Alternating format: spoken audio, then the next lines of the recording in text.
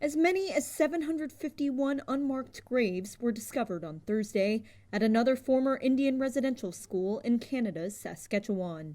The discovery at the Marieval Indian Residential School marks the largest to date, as Canada continues to reckon with its past abuse of Indigenous peoples.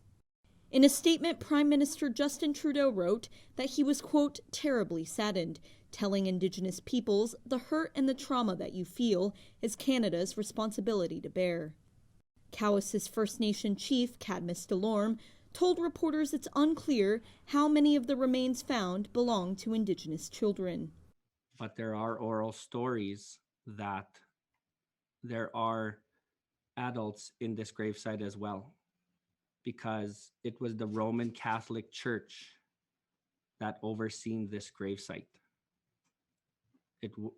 Some may have went to the church and from our local towns, and they could have been buried here as well.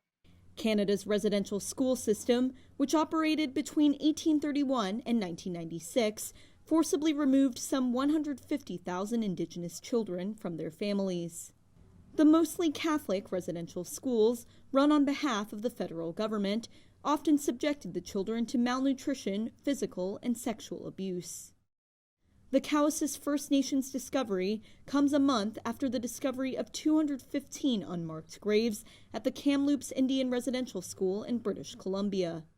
Local Catholic officials have given the Cowesses over $50,000 to help restore the Marieval site and identify unmarked graves, and repeated an earlier apology for the, quote, failures and sins of church leaders and staff.